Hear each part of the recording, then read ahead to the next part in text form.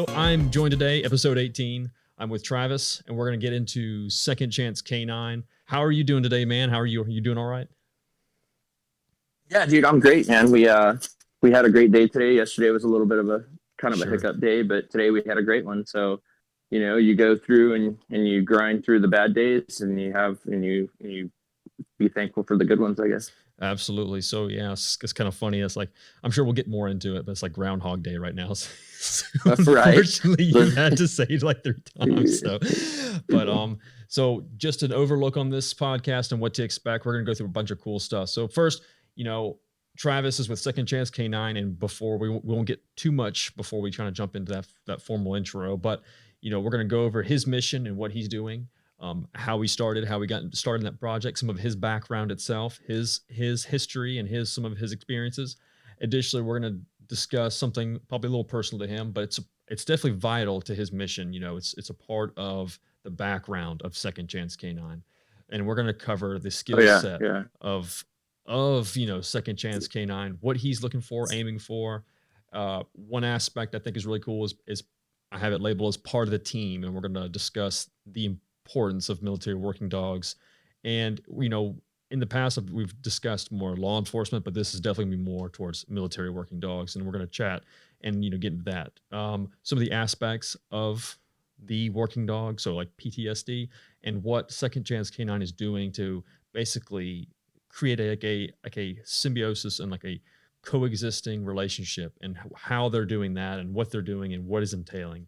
And then, the matching process, training. So all kinds of stuff. We're going to get into all kinds of cool stuff, and it's going to be a lot of fun, and it'll be a good aspect for everyone to listen in, and hopefully get some of you rich bastards to donate some money and get this man help.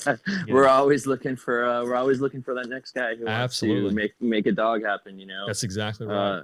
I don't think people realize how much it costs and goes into creating one of these dogs.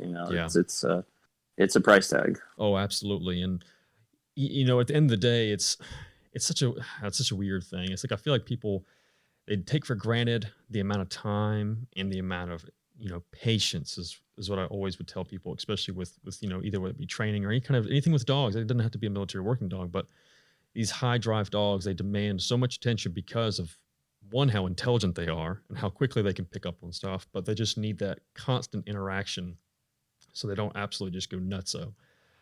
Man, I call it keeping their mind busy. If you can't keep this dog's mind busy, then you're going to have problems with it.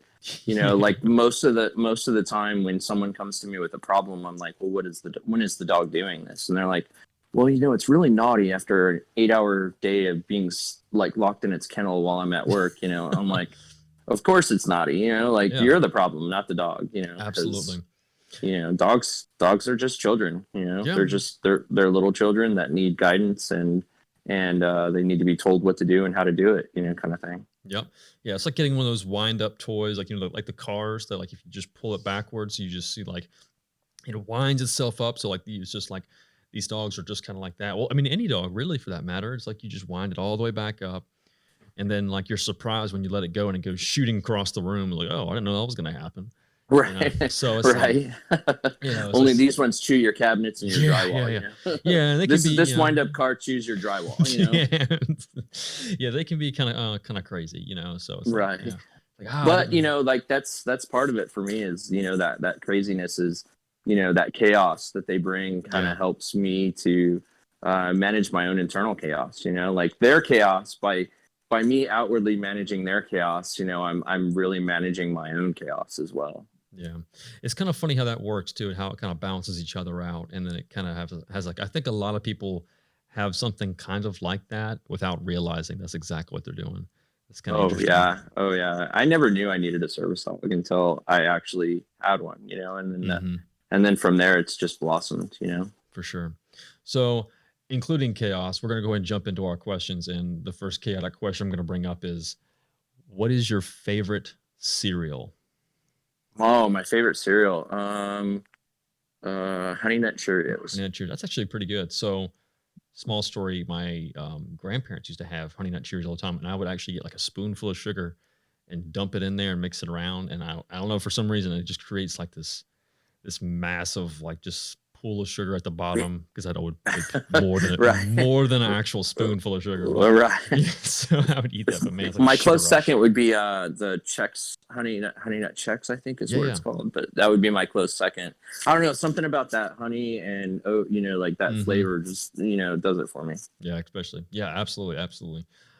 So additionally, sometimes I'm trying to think how to word this, but I'll just jump right into it because it doesn't really have any coincidence. It'll kind of coincide with the second and third question. So this is a question I haven't actually asked anyone yet, but what would you consider as the most overrated band? This can be like a metal band, current band. Ooh, overrated band. Yeah.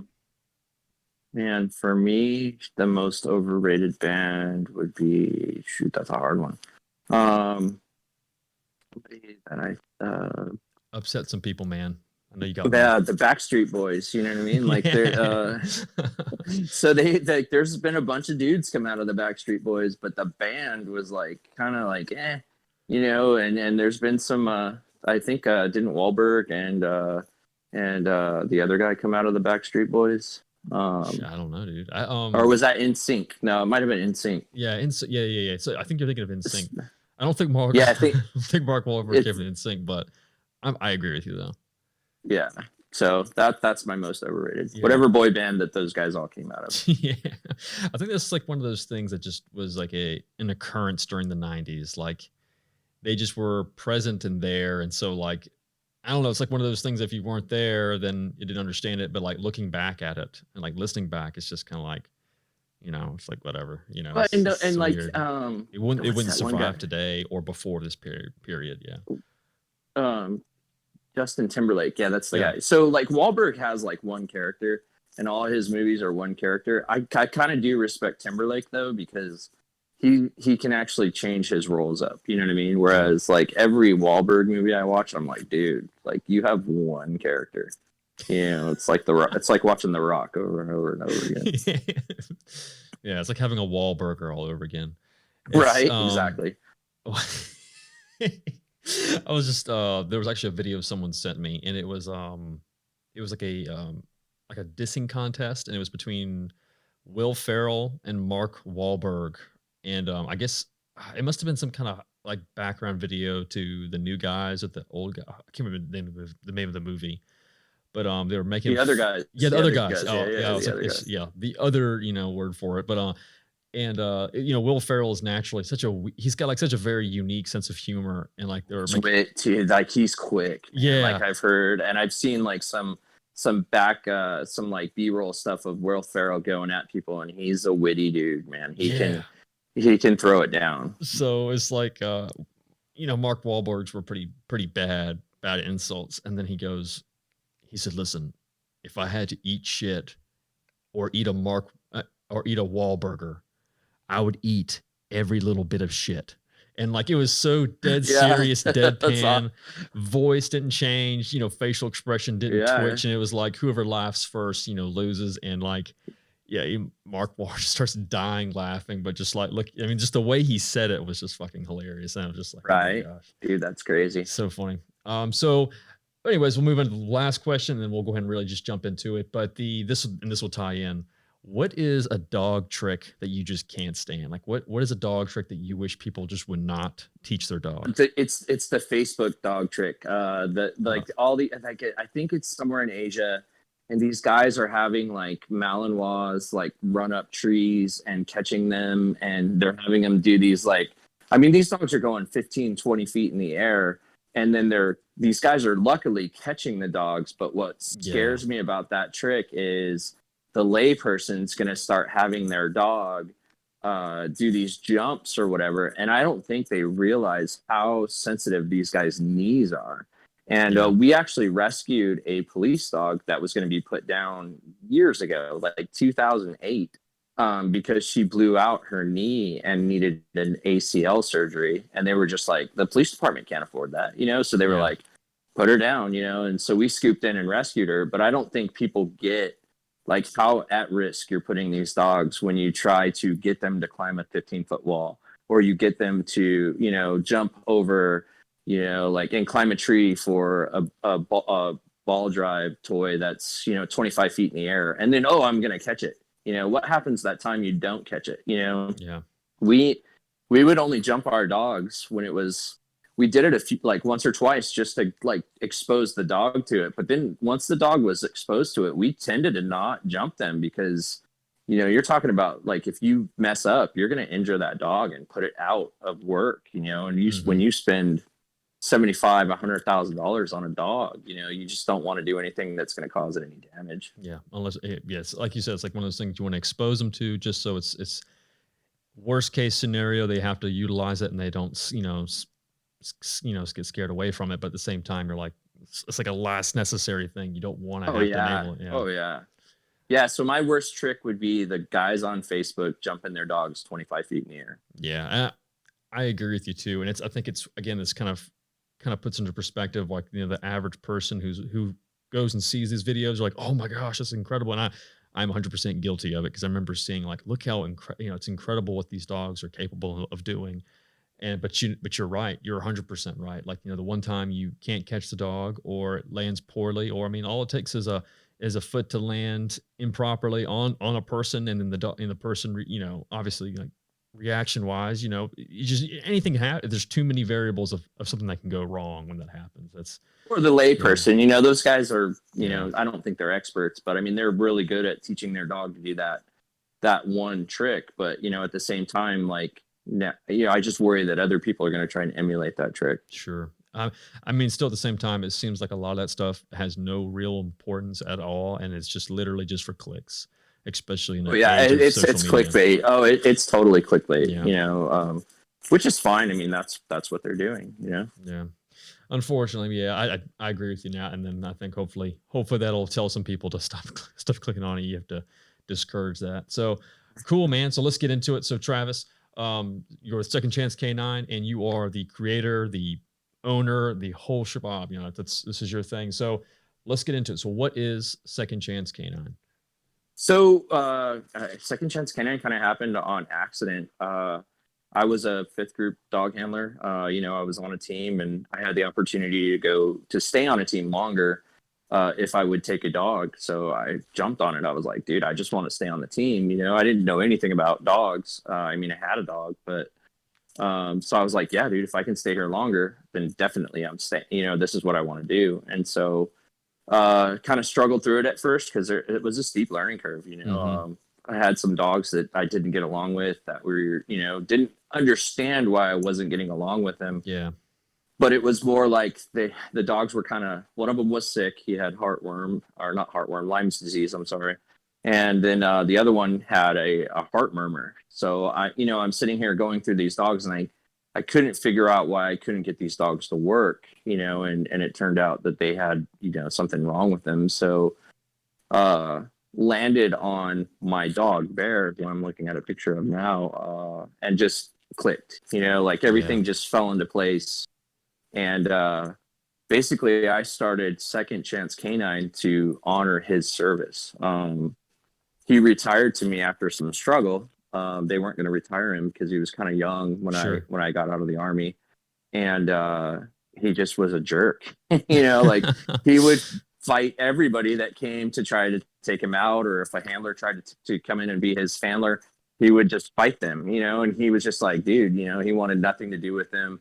So finally, about 6 months after I had gotten out of the Army, they asked me to come in, and of course I'm a civilian now, so they can't really, they were accusing me of beating him, but so I come in, and I'm like, dude, I've never laid a hand on this dog. I mean, granted, me and that dog got in some fights, but like I never laid a hand as like a mean hand on that dog. Right, and corrective behavior, correction. Yeah, well, not even that. Like that dog every once in a while would take a swing at the champ, like every once in a while he wanted to be the boss, and so he would literally try to bite me every once in a while. So that's just that's those dogs. I mean, those dogs, I mean, like, again, it's so just a small inclusion. So for people who don't know, with fifth group and stuff like that, and that's special forces guys, right? Yeah, so 5th Special Forces out of Fort Campbell, Kentucky. We're Green Berets, and just kind of some back, information for you guys. Like we were running with non-special forces guys dogs. Like we'd go to like different units that had dogs and we'd ask them to come with us.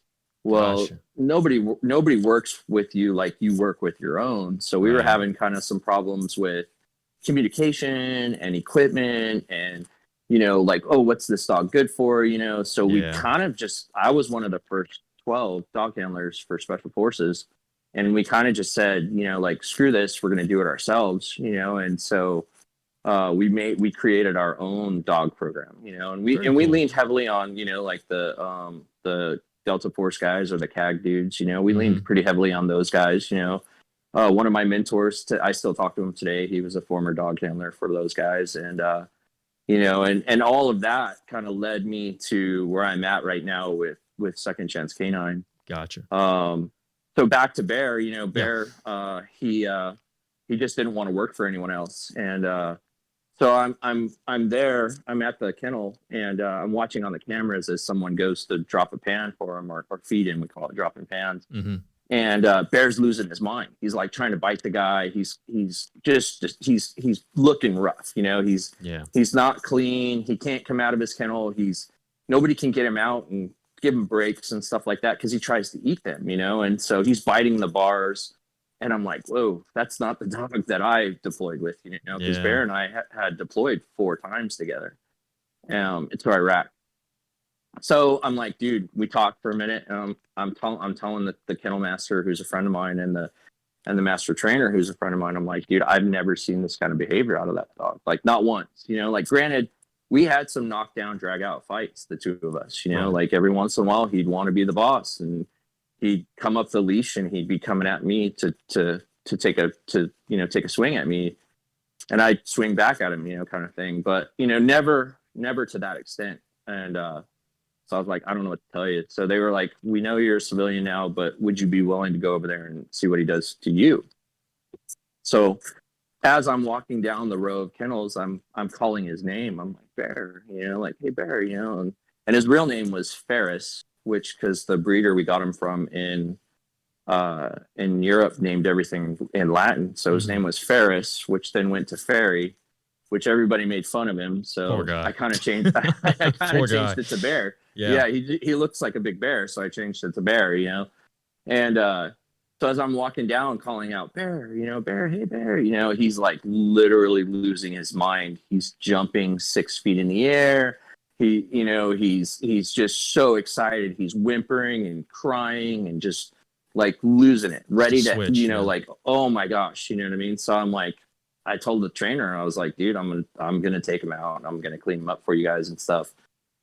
So I get him out, and he's losing his mind. He's jumping all over me. He's licking me, He's actually cool with everybody else while I'm there. You know what I mean? Like all the guys that he was trying to fight, he's like, dude, I'm cool. Travis is here, like, so I take him over and I give him a good meal and I bathe him, and stuff like that. And so I had been fighting to get him this whole time, but they were like, nope, he's too young. He's going to the next guy, this and this and this. So I spend like the entire day with him, kind of hanging out, just didn't want to leave because kind of like sad. I didn't want to leave him. I was actually like, it was pretty detrimental. I was afraid of what was going to happen when I left, because I wasn't going to see him for a while again. Well, my friend came out with the paperwork and he had cleared it. Like he handed me the paperwork, handed me a leash, told me to get my effing dog out of there and to not screw him over on the paperwork. I leash him up and I take him out to my car and I've got the paperwork in my hand and I do the right thing and fill it all out, over the next couple of days. But as we're driving away, I could just imagine what he was thinking, as he's looking back at the kennel and looking at me and looking at the kennel. He's like, yeah, we're breaking out of this joint, like in his mind, I was breaking him out, like it was a straight up like prison break to him, For sure. So, and that started me, on a path to service dogs, like at that point I'd had 7 or 8 trips overseas, with Fifth Group. And so I didn't even realize, the amount of stress and hypersensitivities and stuff that I was putting on myself, before I had a dog. And with Bear, I felt like I had my teammate again, and I felt like I was back on the team, and that I could go anywhere, I could do anything, and he would come with me. He went with me everywhere. He went with me everywhere. Like, it didn't matter where we were going. And this was a triple threat dog, like special forces dogs were bite, bomb, and tracking dogs, so they tracked people to bite them. They found bombs, and then they were apprehension dogs, and so I was a little nervous in the beginning, taking him from that kind of life into a life of, hanging out with me and my family, but he crushed it. He like switched so fast. I became his job. He knew he knew he wasn't there to bite on people anymore. He knew that now it's time for me to become, like Travis's everything.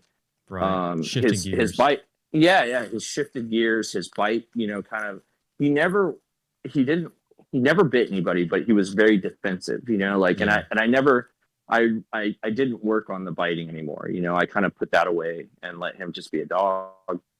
But, man, it was amazing. It was for me.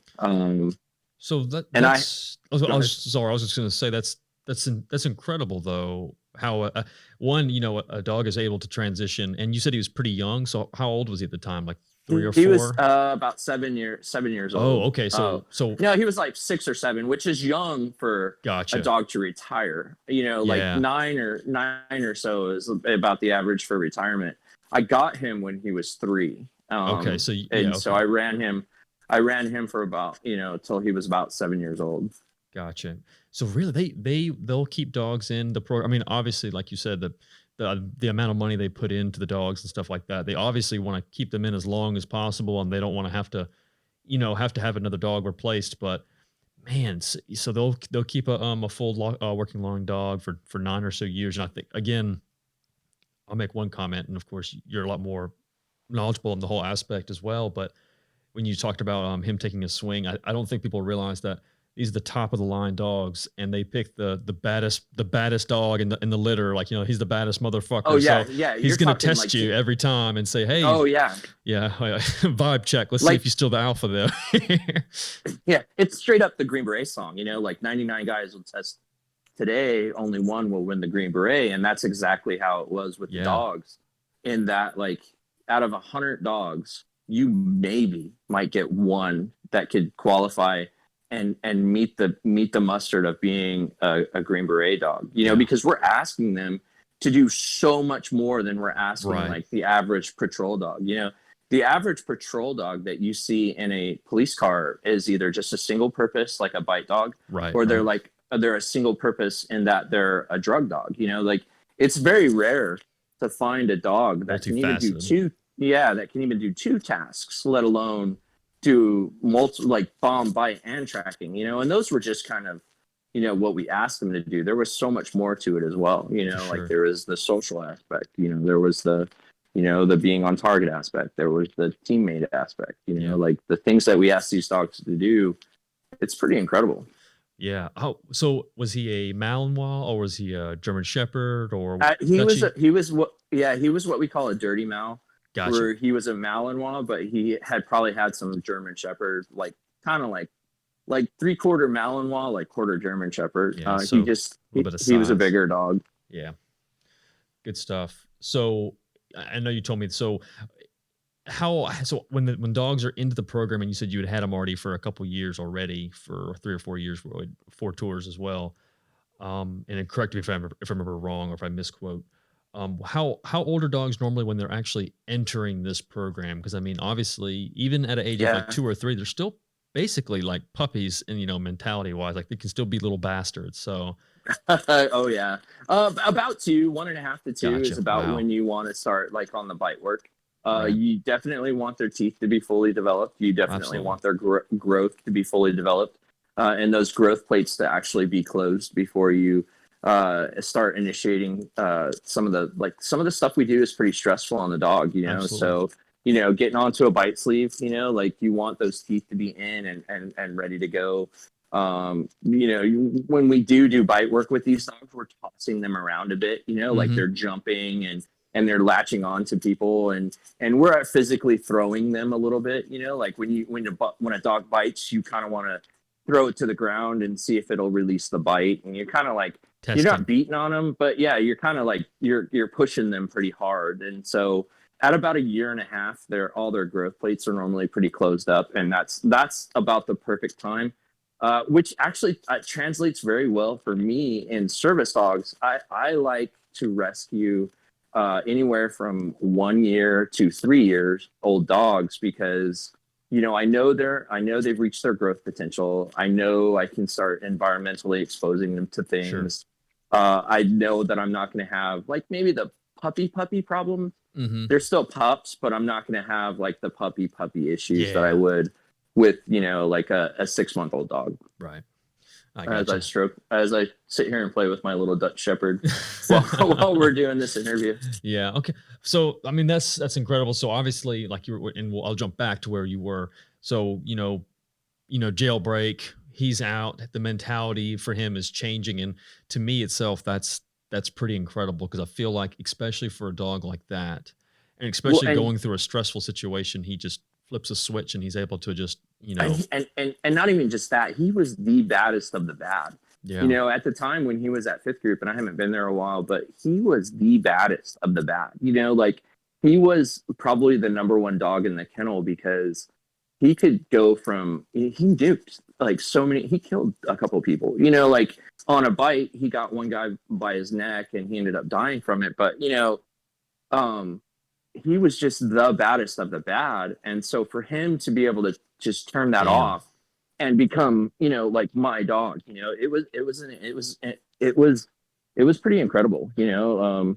Not only just that, but he then took on my family as well, you know, like the UPS guy, because the UPS truck's pretty scary to dogs, you know, and so the UPS guy would always leave our packages at the end of the driveway, because even though he was either behind a fence or in the house, you know, he was like, dude, I'm not, you know, I'm good. Your packages will be right here. You know, kind of thing. I hate fucking delivering to this house, bro. Have you seen the size of that fucking dog? That's funny, dude. That's incredible though. I mean, it really is. I mean, so there's just so many, I mean, obviously the focus of this podcast is Second Chance K9, but that within itself is such an interesting topic and discussion, just of a dog basically being able to just transition and make that change, and not having to like really help him adjust. I mean, I guess you did, but you didn't. There was some adjustment, like there was some adjustment with he and I, you know, and we did it together, you know, like I had left the Army 6 months before he had left the Army, you know, and I was still actively deploying, you know, as a contractor and with the National Guard. So, you know, there were times when he was with my family when I was gone, you know, and so he not only took on the role of taking care of me, but even my wife, you know, like my wife would take him with her everywhere. And, you know, she took him we live in Tennessee, so it's a little bit hot in the summer, but in the cooler months, she would take him with her to go get dog food and stuff. And she kind of like, I'm overseas in Afghanistan, and she relayed a story to me. She was like, yeah, your dog's freaking crazy. And I'm like, oh my gosh, what's going on? You know? And she told me, she was like, well, I took him with me to Sam's Club to get dog food, because we buy the ginormous bags of dog food, you know, and she was like, some, you know, really nice older man was trying to help, you know, my wife's like 5'2", you know, like super tiny. And, you know, she's buying a bag of dog foods that's as big as she is. And so, you know, this gentleman tried to help her put the dog food in her trunk, and my dog was not having it. You know, he was like, don't talk to her. He was like literally trying to break out the car window to get to this guy who he felt like was, you know, gonna put my wife in harm's way, you know, and my wife was like, hey, I really appreciate you offering to help, but as you can see, my dog does not. So it's probably, you know, and it's the second he walked off though, Bear transitioned, and he was like, okay, cool, you know, like it was just that changed, you know, like he didn't care. And what the funny thing is, if I was home, he could care less, you know, like if I was home and I was standing anywhere near that, he would not have reacted. But the moment I was gone, it was his job to protect the family. So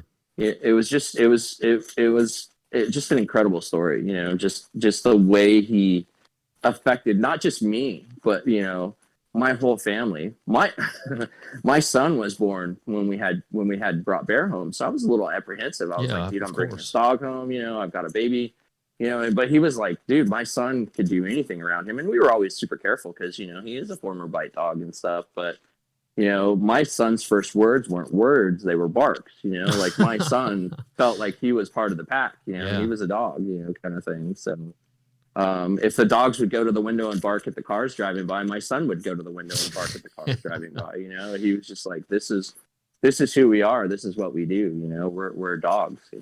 Yeah, dog family. That's awesome though. But I'm almost kind of like in shock just how able he's. I mean, like again, I guess it's kind of hard to decipher because, like you said, it's just he's like one of maybe 100 top end of litter and among working dogs and. Just very, very, it's just peculiar. It's just very interesting and also very unique how he was able to make that transition like immediately. And just, I don't know, like, sometimes it's kind of amazing, but I was talking to a buddy and I'm sure some fact checker will come back to me, but there was a discussion about like the approach of dogs into like, man, like into man. So it's like, it's a noticing a relationship between one creature and a person in realizing that if they coexist, they can both, benefit each other. And so like, like that's how like the relationship of like the quote man's best friend started and like how dogs were introduced and like one of the first, it's thought that dogs were the first domesticated ever animal, like in some aspects. Oh yeah. That's amazing. So it's like when you think about that and like an animal that comes up and realizes, hey, I can benefit with a relationship with this. And the person realizes I can also benefit a relationship, it's a coexisting relationship. And so, just kind of think it comes back and, even though that's something that's kind of like more of a hypothesis than actual fact, I'm sure there's something along those lines that is true. And just like you said, jailbreak, the dog is now realizing this coexisting relationship. And like you said, that was something that you're also making that adjustment as well. Like you're having to make this transition, but he's helping you with it. And, you guys are both making this, this thing work and realizing it's different and, making that transition together. So it's almost kind of like you, and I think you said it earlier, but it's like kind of you guys each helping each other make that change. Oh, absolutely. Yeah. I mean, without him, and I still actively deployed even through his life and after his life, but like he was my rock, I was grounded in, like I didn't know I didn't realize how I was training him to be a like post, service kind of dog, sure. Like, or a stress dog or a PTSD dog, however you want to kind of go about it. But like, he would create distance for me. He would circle me. And he wouldn't do it in a mean, like aggressive way. He would just be like, look, dude, he would like do circles around me, or he would, pull me in a different direction, or he just knew, like, if my apprehension, there's a saying in the canine world that, your emotions and feelings travel down the leash. And I truly believe that he and I were connected in that way, that he knew what I was feeling and he knew what I was going through. And the crazy thing for me was, he and I having deployed together, I felt like he was going through kind of his own battles as well, and that I was his service human, and then he relied on me for the times, because he had nightmares and he had things that he was going through, and he didn't like certain, he hated 4th of July, stuff like that. So I feel like, like for the two of us, we were like this,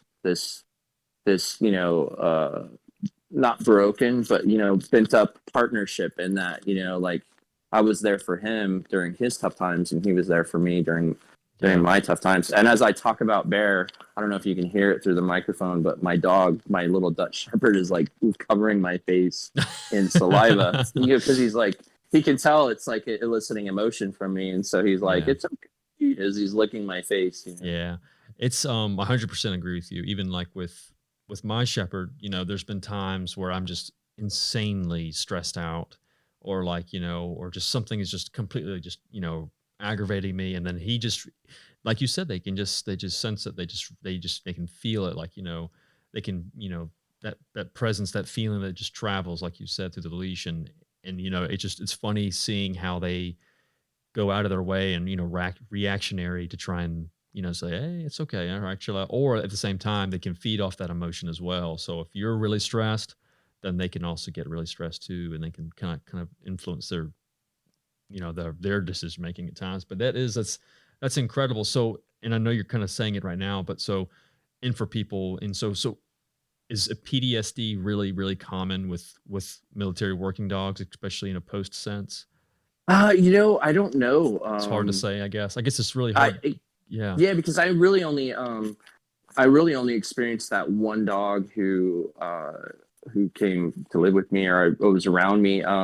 I can imagine, like, they say not to put human emotion onto dogs, but they don't feel that.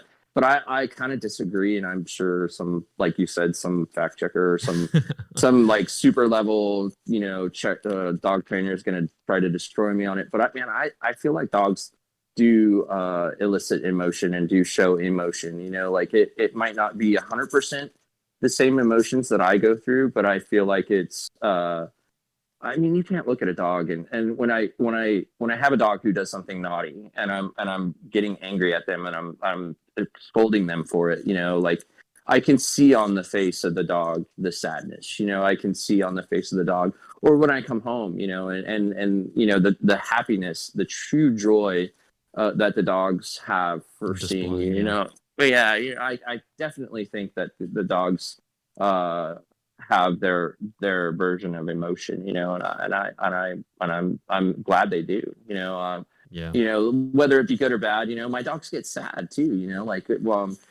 we have because we're a kennel, and we have dogs come and go, my dogs develop friendships with each other, there's dogs that love to be out with the other, like certain dogs love to go out together because they play and frolic and stuff like that. And when that dog finally, goes and finds its forever home, the dogs are sad for a period of time. They're like, they walk around, they look for them, they kind of, are like, dude, where's my best friend? Or and everything. Yeah. Yeah. So I do think the dogs have like their own emotional roller coasters that they go through. And I can definitely see that, personally, I think dogs do have PTSD, I've had some abuse cases, that we rescue. And, I feel like, some of the situations that, they might get themselves back into with me because I'm pushing them to be as, good a service dog as I could get out of them, and then not all of them pass because of some of their past trauma, and their post-traumatic stress that they can go through themselves, like, we've got one, right now that we we call him the 5-year plan because he had some trauma in his life and he just does not like men, and so to have him be a service dog, like I can't take him to the airport. Yeah. Because he doesn't want to be around guys, and so every time a guy walks by, he goes under my legs, kind of thing. Greatest dog in the world if it's just me and him. But the second there's an outside influence of a man, especially a man with a beard, I don't know what it is about a beard, but, if he sees someone with a beard, all of a sudden he's like, he's upset and he's between my legs and he's hiding. And, I call it he's on the 5-year plan because he and I working together, and in 5 years, I might be able to make him a service dog. Yeah. But and you say that as well. And so I think, like you were mentioning the fact checkers and stuff like that and the emotions. And I know exactly what you're talking about because I've heard that same line, that same aspect, that same outlook. But I think there can be both in a way because, dogs are, the whole thing is I think that's what they'll say is a form of survival. So they view you as a survival and like a pack leader and stuff like that. So they're going to feed off of that. And I think they can still have emotion. They can still have reactionary effects to them as well. So it's like, like you said, with like the one with the man. So like, I can totally relate to that. So my wife and her mom, and her sister also, her sister's actually a veterinarian. And so for some reason, everyone found out that their farm was pretty much the dumping grounds for dogs. So, at one point, oh my gosh, it's gonna kill me how many, but I mean, there must have been maybe 8 to 9 dogs there. And so, So I definitely understand, but like each one of those dogs was kind of like they had their own personality in certain aspects. But like you said, a lot of them, like 2 or 3 of them really did not like men, like did not like men whatsoever. Snapping, biting, like fear, just depend, fight or flight stuff. And luckily it was like one of those things, I guess I've always considered myself really good with dogs, but normally I could kind of nurture that relationship and then we're good to go. So I'd be like one of the few people who could kind of break that ground, of course, because I was around all the time too. But yeah, well, yeah, and like you earned their trust. Exactly. It's yeah. So I mean, at the same time, as like you mentioned, I think it can be both. Like, I think dogs can have some kind of emotion, and so like they relate those things to to certain things, and they can have a fear or sadness or a happiness or excitement or joy, kind of like you mentioned, like with a litter mate going. I mean, that's absolutely. I mean, I see like that reactionary things all the time. Like if I have a friend's dogs over, and then they're here for the weekend to stay, for like a little stay over, and then all of a sudden they're gone, and then like that, it's like a gap. So yeah, I mean, I totally agree with you on that. Absolutely. And I think too, like it's hard for people that are in like a professional setting, when they're trying to. This is like it. Well, even though I kind of like ride that fine line of professional setting versus personal setting. Mm-hmm. I feel like because I'm training them to be professional service dogs. And I feel like even though I ride that professional line, I can still see the emotional side of it as well, and I kind of like build on that for the dogs, too. Like I kind of build that emotional side into them, that like, hey, if the guys are getting emotional, this is what I need you to do as their their service dog. I need you to react this way. I need you to do this thing, and so it's kind of like, for them, it's a little bit of, it's a little bit of all of it, in that like, I'm asking them to do both emotional and professional work. Yeah, it's very true, and it's kind of, man, it's really interesting. I mean, it's one that's, I think people kind of forget that aspect too, especially with a service dog. But so with Second Chance K9, the clientele that you're mostly having on is mostly all, or not mostly, maybe not mostly, but always is veterans. So yeah, we're a smaller nonprofit. We just started. We've been giving dogs away for years. So Right. I've always had like these dogs around me, and so like I would get these. We talked about earlier about like like the people wanting these dogs because they think they're so cool, but like I would get these dogs that were rescues because people can't handle these velociraptors, and even before the nonprofit, I would kind of get 1 or 2 at a time, and I'd fix them up, and I'd make them healthy, and then I would give them to guys, like my buddies would be like, oh, I want a dog, and so I'd give them whatever the case may be, mostly Malinois. So about a year ago, my wife came to me and she showed me this spreadsheet that she had created, and she was like, because the dogs we were rescuing were in great need, like both medically, emotionally, and stuff like that. And she showed me this spreadsheet, and we had spent like $25,000 on dogs, and she said, like, I love that you're doing this. And it was my therapy, like it was my own coping mechanism. And so she said, I love that you're doing this, but at the same time, you just spent your son's, college fund on dogs that you gave to people. And so that was kind of the driving factor for us to start Second Chance K9. And so about a year and a half ago now, I applied for nonprofit status, and went through, and we created the nonprofit. But because we're smaller and we don't ever want to get big, like we want to stay small. We're kind of like the special operations dog world, and so we only plan on, like, at the max, when we do have a facility, which is definitely not now, we want to cap out at 16 dogs, in the kennel, which a bigger kennel can have 75 to 100 dogs. Wow.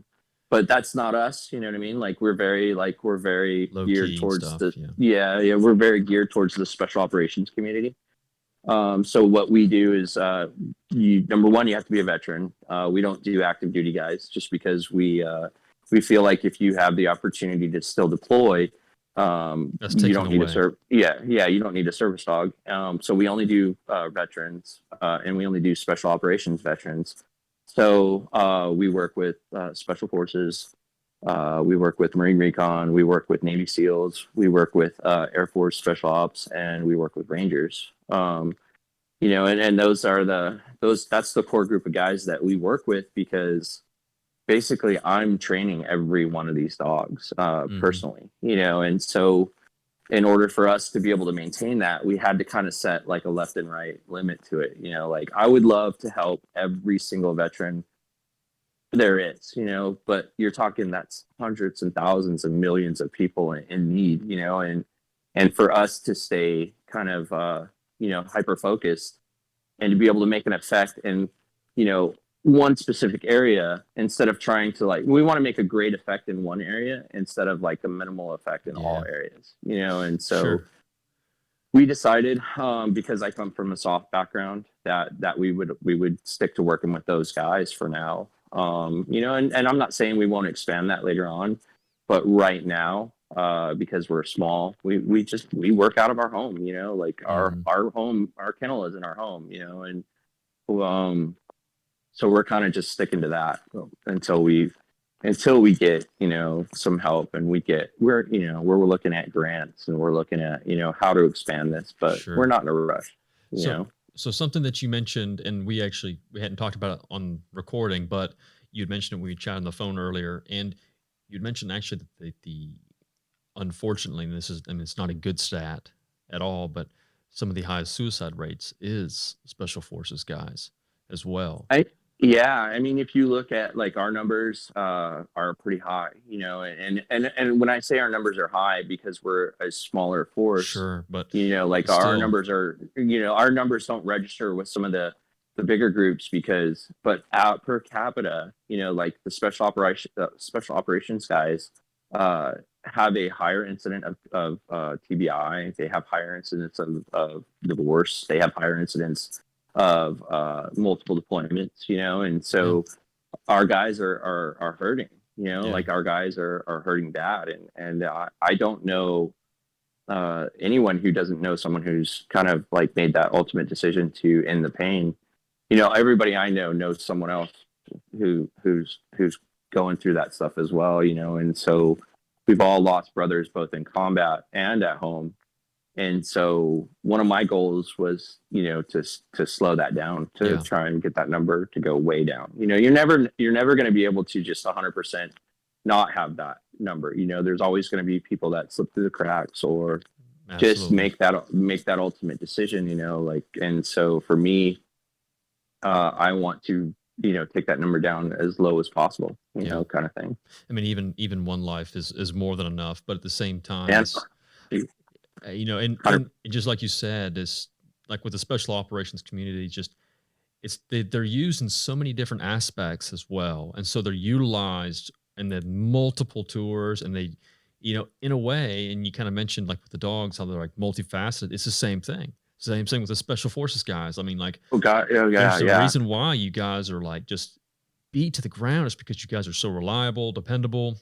You're able to do so many different tasks. And guys will be hurting, but guys will still just go on another mission. For sure, guys will be hurting, and they'll just be like, "Man, I'm good. I can't." It's almost like they don't want to disappoint. Their brother.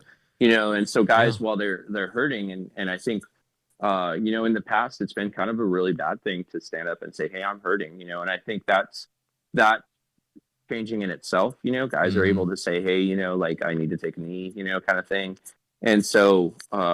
It's going in a good direction, it's going in a good direction.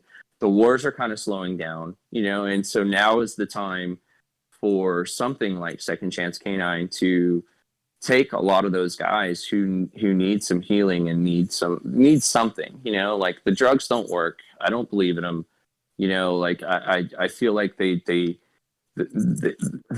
and I'm no psychiatrist, so please, if you please don't take my word as something that you should change what's going on in your life. You should definitely talk to your doctors and talk to stuff. But for me, I stopped using them because it just didn't work. It changed who I was. It changed. It made me almost worse in that, different person. yeah, I was a different person. I felt, like nothing was working for me, but the dogs work, and so I've been kind of using the dogs as my outlet to be able to heal, myself. Yeah, I see. I mean, again, I agree with you too, and yeah, I don't know. It's such a touchy subject in a way, but at the same time, it's like it's something that has to be brought up, and unfortunately, again, I think here we are again. We're making that full circle again, but it's just something that's not discussed enough, and so there's not enough clarity on this for people, and so I just don't think a lot of people know because no one wants to talk about it, but it needs to be talked about. It's something that needs to be kind of like the point of direction, especially for the guys who are just doing, like you said, this. And it's, with the dogs being the top 1%, it's the same thing with the guys who are in the special forces. Like, it's the same exact thing. It's like, it's the top 1%. It's the top guys going in and doing these jobs and stuff like that. And it's the alpha males. And like you said, like not wanting to admit, hey, I'm going through a lot of issues. Like, I have a lot of issues going on right now, but disappointment, but hey, there's a top 1% for a reason. So I'm going to keep pushing. I'm not going to let anyone down. And I think it's got less to do with the fact that they're afraid of like somebody being, like they're not afraid to take a knee. I think what they're afraid of is they're afraid to disappoint their brothers, to their left and right. It's like like you never want to be the one that's holding your team back. You never want to be the one that's like the reason you can't go on this mission, and so I think that's got a lot to do with it from how I would feel, like how I would feel personally is I would never want to let a guy down and have them think that I wasn't, like 100% ready to go.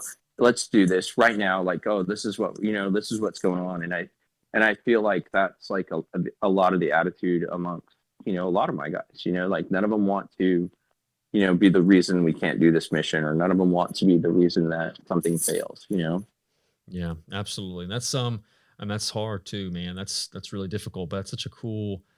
It's good for you to be able to find some form of outlet in some kind of way to help adjust these guys too, because, and you even mentioned that, long-term plan. We'll talk about that towards the end, kind of like the long-term and short-term goals that you guys are aiming for. And you've kind of mentioned it already with like the size. But I think what you discussed about keeping it small, keeping it with a smaller community, keeping it, focused on soft guys. I think that's a really good outlook though. And that's also a realistic outlook as well. Cause you don't want to overwhelm yourself by taking in anybody and everybody. Cause then you also have to do a lot more, and we're going to get to that process in just a second, but a lot more, checking and screening as well. And so I would imagine it's sometimes it's a little bit easier dealing with these guys with, similarity, or having someone who's knowledgeable about them or have some background. And I speak their language, what I mean? I speak their language. I've been to the places they've been, I understand what they're looking for, like, like when you think about an Army guy who retires or gets medically discharged, they went from having a team environment where they were on a team, like first year on the Army team, or the Navy team or the Air Force team. And then they were, then they were in a unit, like I was in 5th group, I was in the Legion, and so then they're in their unit, and then they're on their company, and then they're in their ODA, and so we come from such a heavy team environment. Like our teams are driven by the people around us, and right. And like when I say teams, I mean the SF teams, the ODAs, and so going from like this team environment to being basically on your own when you are no longer on an ODA and you're no longer active duty or guardsman or whatever the case may be, it's a big transition. Mm-hmm. And so for me, what I'm trying to do, what our number one goal is to recreate that team environment by giving you basically a private, and the military, this will resonate with like the military guys, like this dog is like a junior on your team, like a junior guy on your team that you kind of have to direct. You're responsible for. You have to take care of them. You have to feed them. You have to make sure they're on time. Mm-hmm. You have to make sure they're prepared for what they're doing. And so basically our goal is to recreate that team environment in a way that's not being healthy for you and your family, because there's unhealthy ways of doing this, like there's like, there's like the drinking teams and there's the drug teams, and, and so guys that go and get with their you know, whoever it is they're hanging out with, that they're just getting smashed every night. You know, that in a way, that's a team environment. You guys are doing that as a team, you know, and so we really want to create a team, a healthy team, you know, a way for you to have a healthy outlet. And I feel like the dog, no matter what you do, that dog's relying on you to be its teammate, to be its team leader, you know, and so that's our number one goal, is to recreate the team.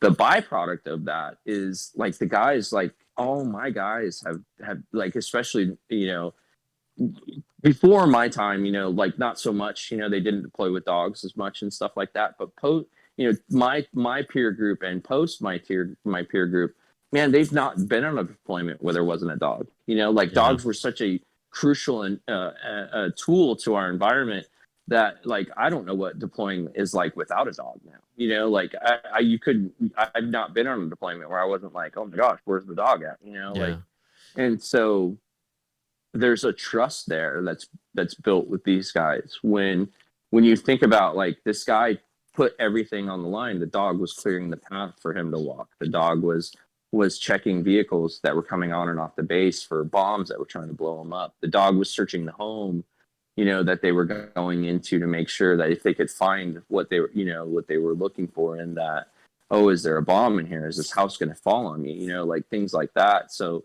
having this, my guys, especially the special operations guys, really connect to the type of dog that we rescue. And that's why we rescue that style of dog, that high drive military working dog style. You know, before we were like, we could just rescue whatever, you know, we'll go to the pound.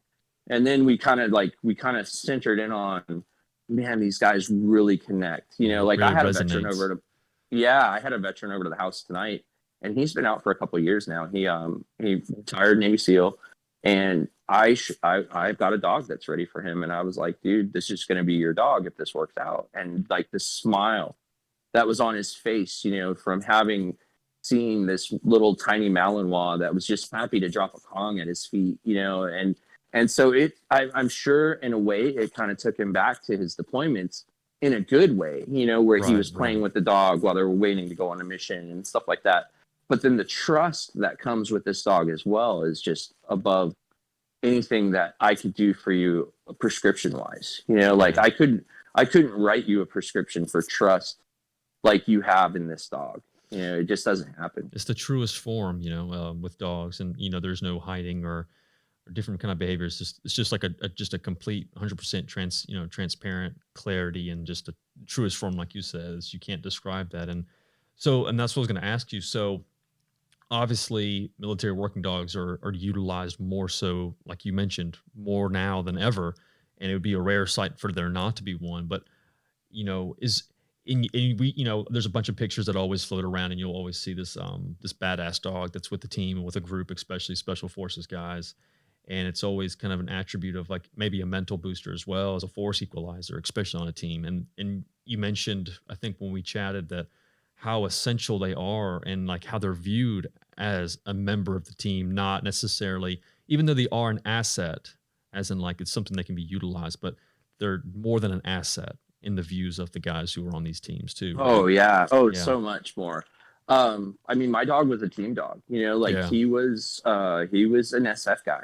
Like you couldn't look at my dog and not think that dog was a Green Beret. You know, he was a Green Beret just as much as I was a Green Beret. The way he acted in the group, the way he looked at people, the way he responded to people, you know, he was a Green Beret in that, like, you know, we'd have these sessions, you know, like these pre-mission gatherings where we would just check each other, you know, like pre-military checks instead of pre-mission combat checks and stuff like that. And we'd all just kind of stand in a circle and call each other on the radio and stuff and make sure everything was working. And Bear was standing right next to me, you know, and while I was checking my radios and making sure my gun was loaded correctly and, you know, sights were on and stuff like that, I was also checking his harness, and I was checking his camera, and I was checking his strobe, you know, and so he was going through all, you know, like all the same checks I was. And you couldn't, like, I wish, you know, of course it's not a big picture time, you know, like it's not one of those times where you take pictures, but man, I wish I had a picture of it, because as I would stand there and do my checks, he would be so excited while he was doing his checks as well. And just like when I was in the, like the loadout room getting ready and getting my kit on, like the guys are guys, and so we'd have our own little rituals, that we would do while we call it jocking up, or jocking up.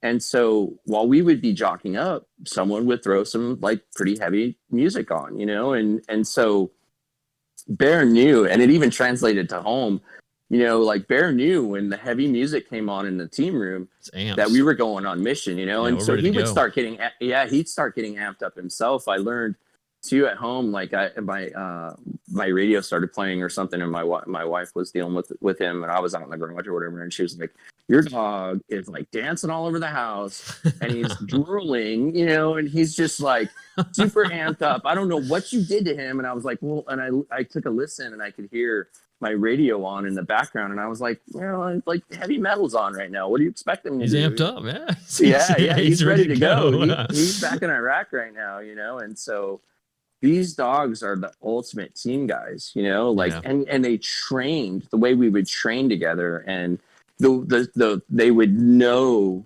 like I could send a dog in a room, and I can't chase the dog, right? Like, and we'd hit the rooms or buildings from multiple angles. So Bear would come up to another team guy and he would just look at him and know that he was a team guy and he wasn't someone he was supposed to bite, because we had done so much team training together. Mm-hmm. We had done it, over and over and over. He knew what they smelled like.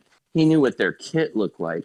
He knew, like, he could tell who a guy was by his voice, and so the guys would, just put him back on task, and Bear would look at him, wag his little nub because he didn't have a tail, and he would turn around and run, and he'd start looking for bad guys again, and so he was the ultimate team guy, man, and I loved him for it, like if you would have given me a lab, I don't think I would be where I was at today, like if Special Forces had said, okay, cool, we're getting Labradors, and they're going to be bomb dogs and that's it, and they're not going to be these badass fur missiles, like I don't think that I would have taken to it as strongly as I do and have done with the Malinois, he was a team dog, and a Malinois to my guys, it resonates with them as far as like the team goes, Yeah. And like, I was saying, just like you said, like with like a lab, obviously it's a completely different dog, different task, different mindset, but when you guys are the multifaceted, high speed guys, you kind of need a high speed dog who's going to match that velocity, match the multi-use, do all kind of aspect and get the job done. So, that makes sense. I mean, it makes sense. Did you have a lot of background with dogs prior to becoming a handler? No, not at all. Like, I just wanted to stay on the team longer. Yeah. Like I just wanted to be on the team as long as I could. Like it's like as you start to get senior, it's the curse. Like you're out. Because you gotta make room for the next guy. And I was supposed to go do training time. I was supposed to go to our training courses at Fort Bragg. I was supposed to PCS. I was supposed to go. It was my time to go be an instructor, and I said, "Well, what? Is there anything I can do to stay on a team?" And they're like, yeah, we need a dog handler. And dog handlers had to be senior guys. Dog handlers had to be a guy who, had been on the team already, had already done his team time, had already done, knew how to be on a team, knew how to, could be kind of a fire and forget kind of guy. And I'm a fire and forget kind of guy, like you put me on task and I accomplished that task and come to you when I'm done and tell you I'm done and what's my next task, and so that was how I ended up on that team, and I'm so thankful for it, Yes, I mean it's, and in a way that's also kind of a good aspect too. So you don't have any prior experience with dogs, you don't have any maybe I don't want to say bad habits, but there's a lot of things in training and handling, but that's a big aspect. Like you don't want someone who has like this prior experience and thought process on training dogs. So when you are obviously more mature, that also includes more patience, that includes, more time, and you're able to kind of break that down and not just like, snap on stuff, especially with stuff you've experienced, because like you said, you're pretty green pretty green to dogs and handling and stuff. So that's a really cool aspect. And it's kind of like a first, honestly. I think most people normally have some kind of, prior experience with dogs, or they have some kind of like interest, but like, it's kind of funny how you just kind of got into it. It's almost like a destiny to it, Right. And dude, I'm so thankful I did, I mean, there was a couple guys that had some really good dog experience, just definitely wasn't me, like I was a brand new guy. So it was not a brand new guy, but a brand new guy with dogs, so it was definitely cool to learn it, and I struggled a little bit, like I was a senior dude going through a dog handler course, and they were telling me things that I didn't agree, like tactic wise, that I didn't necessarily agree with. So I'm like, dude, we're not doing that, and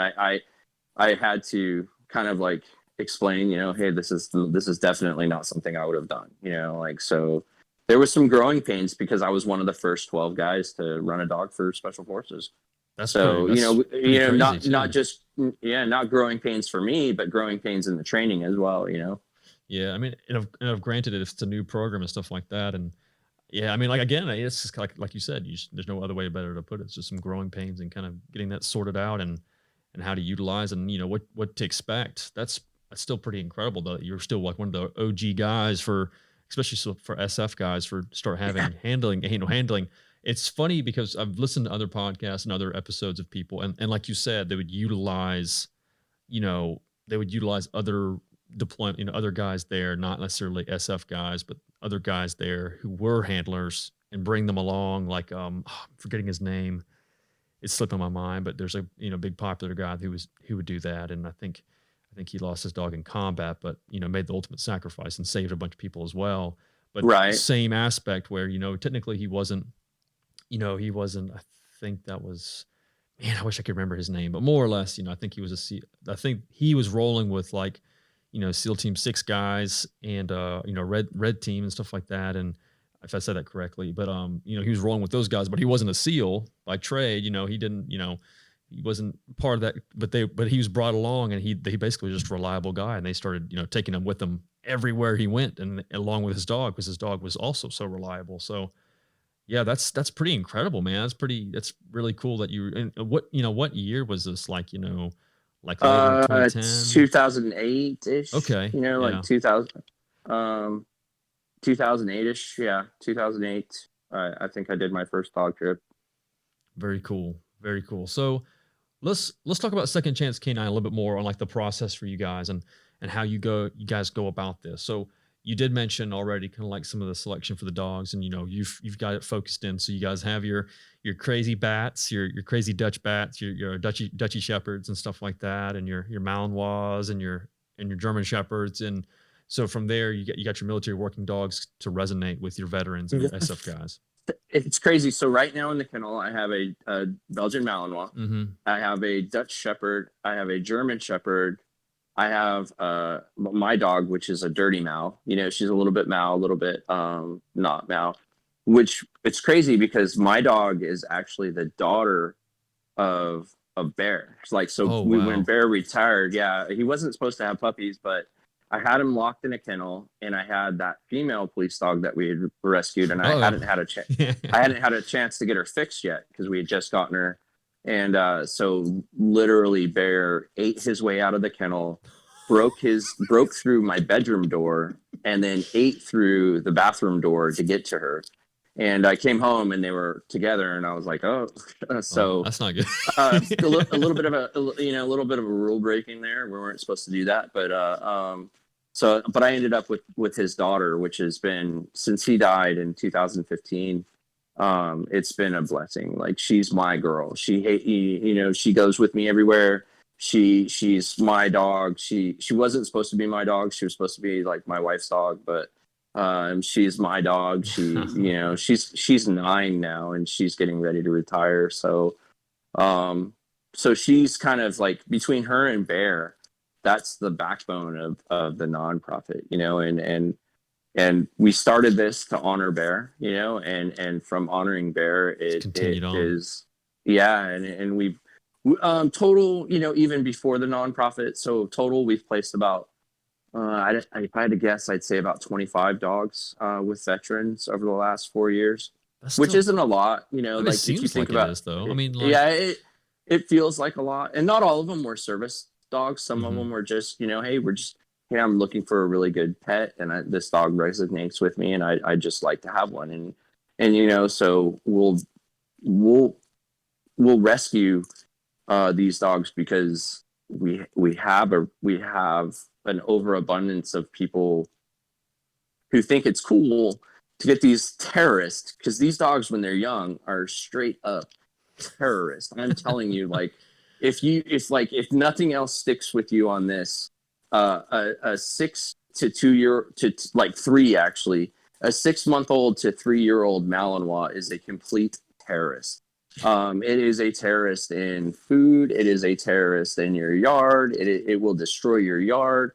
It will destroy your home. You know, like if you don't have it actively engaged every single day, for multiple times a day, these dogs are absolute terrorists. They are the Al Qaeda of dogs. Yeah, and the reason we have a rescue is because, you know, movies like John Wick, where, you know, you see these 2 Malinois that are just so beautiful and so well behaved, and people are like, I want that dog, you know, and what they don't realize is each one of those dogs had thousands of hours of training in it, you know, like, and so they get these dogs that are like pretty stubborn, you know. Malinois are so smart. They're like, I think they say border collies are like the smartest dog in the world, but I would say that these dogs are close to that, you know, that level of intelligence. And so they can test you, and they know how to push your buttons, and they know how to get around when you're trying to train them. So if you don't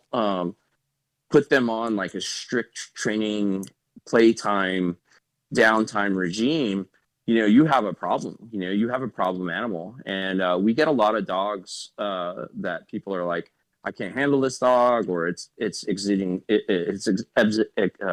showing these awful behaviors, you know, and I'll get the dog. And because I know how to work with this dog, I can kind of correct those things, you know, and that's one of the things we do too, is we help our veterans by not letting these dogs go back. You know, we take them from terrorists and we try to make them, you know, like choir boys, you know, and then we don't want them to go back to terrorists, you know. So so we work pretty closely with our veterans as well, and my training is always open. You know, like I always tell the guys that, like, hey man, I'd like you to come back after a year and do some retraining, you know, and make sure the dog's still on track. So yeah, absolutely. So when you go through that process, obviously you have to do kind of like a screening of the guy, make sure you guys, well, you know, even just for just matching a dog with a personality. Definitely. Okay. Oh yeah, I'm the good guy. So as long as you fall under the USASOC umbrella, you know, I'm able to kind of say yes, you know, like that's our coverall. If you fall under USASOC, you know, I feel like when we fundraise, we tell people that we're fundraising for people that were in the special operations community. So I get to tell you yes, you know, like, hey, cool, you were in USASOC, you know, so you're good to go. We have a therapist on staff who is like, I like to tease her and call her the bad guy, because she's the one who's like does an interview with these guys and is like, you know, where you at emotionally? Where you at? Do you have an alcohol problem right now? You know, what's your home life? Do you own your home? Do you live do you rent? What's your girlfriend or wife or significant other's thoughts on this? You know, and so she asks the really hard question, and you know, just, we're not saying no, but we're saying maybe not right now. Right. Sometimes, you know, like maybe we need to settle some things out and then come back to it. You know, right. You know, alcohol. I was gonna say, do you see a lot of guys that do have, like, say, hey, you know, right now this isn't what we're looking for, and you know, these are the things that need to kind of, not necessarily change, but we know this is what we kind of need to do. Well, do you see guys that come back like, you know, gung ho, like, you know, I've made all these changes because this is, you know, what I absolutely. Do. Awesome. Guys want this, you know, guys want this in their lives. And, you know, there's a lot of programs out there. There's a lot of programs popping up that are trying to do this same thing. But because we only work with special operations, we're kind of specific, you know, so like our guys. And we have a no drinking policy. We have if you get a dog from us, and you want to drink, you have to put your dog away. you are not allowed to, like, you sign a contract with us saying that you won't drink around this dog, because it changes who you are. It changes your chemistry, it changes your smell, it changes your awareness, it changes all of those things. And we are super strict on how our dogs are affected by your behaviors, and so if you do that, then we want you to put the dog away. We're not saying you can't drink, and but we're saying just it's not the right thing to drink around the dog, kind of thing. So guys will definitely make changes in their lives. Someone that had maybe was not wanting to admit that they were struggling with alcohol, but might have been struggling with alcohol. You'll see them, kind of slow down on the alcohol and make a huge change in that. Like, hey man, maybe I want to be around my dog more, so I'm not going to drink as much, kind of thing. But I mean, see, and even then, before they're able even to get a dog, you're making a huge change right there on the spot, where you're kind of like morphing that mindset and maybe getting them trained up as well, and like kind of putting them back into team mode again. So that within itself is like, that's a pretty incredible feat, because you're already kind of making them want to change for themselves to better themselves as well, and kind of put them in this aspect. And so, like, step one is like, hey, let's just tone this back. And step B, then we can start, moving to this path of, getting you with a dog and stuff. And I think if guys are willing to make that sacrifice, and like you said, admit maybe I do have a drinking problem, that's a huge, huge accomplishment. I think before they can even get the dog, that's a huge accomplishment. I think that's really praiseworthy, man. I'm not saying that's every time. I'm saying that's sure. Like, I've seen that though, like I've seen that with some of my veterans, where they're like, man, I just want to be around my dog. Like I love my dog more than I love, drinking with my buddies, kind of thing.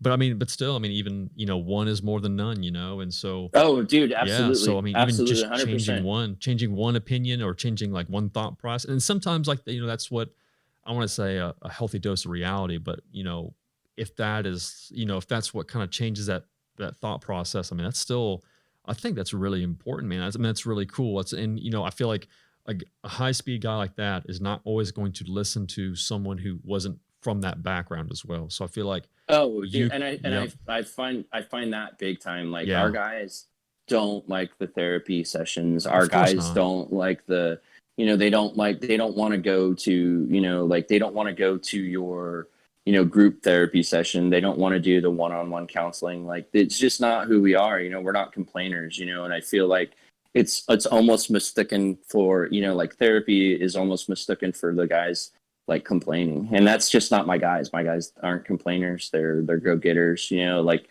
when you look at like some of the wounded, the prior wounded guys, they're the ones that would like have signs on their doors, like all who enter here have to come in with a good attitude, and the guy just lost both his legs, kind of thing.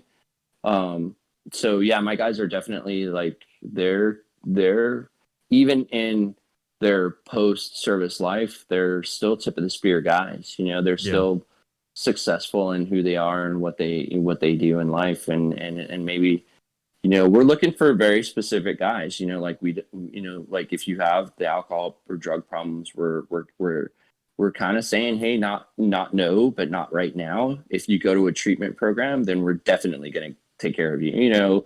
We're looking for the guy that's, emotionally stable enough to take care of an animal, that needs them to be there for everything, but still, needs something to push them to be better and stronger and want to go outside and want to go on hikes and want to go, want to rejoin society, kind of thing. For sure. So when you do have a match, and so we'll say we're past that stage of like the screening process, and you got this guy and he's good to go, you're ready to start matching. Do you do like a matching with like personality between a dog that you have on hand? Yeah. We try to. I find that the guys are just so excited, and my dogs their personalities vary, but they're all just so eager. My dogs are also eager that, because we know what we're getting into in that high drive dog. Right. And so my guys are just so excited when they meet him. Like today, when one of my veterans came in, he was just like, he was booming with smile. The dog would, and it's hard because the dogs are always looking to me because I've been the provider. I've been that. Right. So I automatically send them out on a walk. You know what I mean? Like, I'm like, hey, like I can sit here and talk to you all day long, about this dog, but why don't you just grab this dog and go for a walk? You know, and they grab the dog and they go for a walk, and then they get an unedited version of the dog, you know, because the dog's always gonna like it. It's just gonna look to me because I've been its provider. Yeah, you know, so it gives it gives them the chance to kind of see the dog without that unfiltered, you know, like this dog's he's only doing it because I'm saying for it to do it, you know, kind of thing. So so I feel like they all kind of match very easily. It's never been a problem. Now I do, when we get bigger, I do want to have like, cause we're small, so we only keep 1 or 2 dogs at a time right now. Right. As we grow this, you know, and as we get bigger and as we go from my backyard to more of a facility, I want to have the veterans come out for the last 2 weeks of the dog's training so that they can kind of go, man, you know, like I know this one's ready, but this guy right here, like this is the one I'm crawling into his kennel at night and hanging out with, you know, like kind of thing. Like a full bonding session. Yeah, that's definitely a goal of mine. It's a lofty goal, you know, like I have a goal of buying 100 acres and having ponds that, you know, like the dogs can swim in, and trails that the guys can walk on, and you know, like having a range that the guys can go shoot in their downtime, you know, and having like an apartment style barn dominium that the guys can stay in. And the last 2 weeks of the dog's training, he's a part of it, you know, like it's not a resort, but it's more like, oh yeah, I got you. Yep. There you go. I got you. So I definitely have this goal of like 100 acres where, you know, the guys can come hang out with me and do some training and pick their dog ponds and ranges, and then, you know, not necessarily a resort, but like a retreat, you know, like if a guy's hurting, he can come out and hang out and be a part of this process, you know, that helps me so much.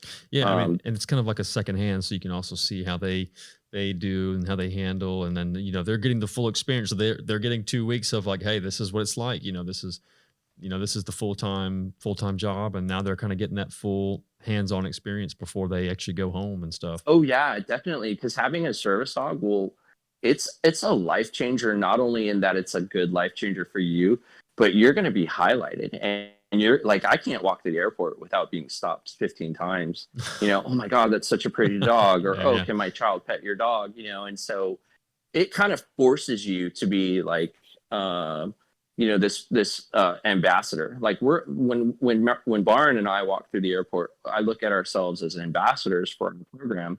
And so anybody that's getting a dog from me, I teach you how to interact with those people so that you're not a dick, and then they're going to go back and find out like, oh, this dog came from this guy, he's such an asshole, you know what I mean? Like, I teach you that it's okay, you know, it's okay for a child to want to pet your service dog. You just kind of have to set them up for success when you're doing it. Right. You know, like anytime a child walks up to me in part of my program, I'm like, yo, yeah, you can totally pet her, but here's how you pet her. Thank you so much for asking.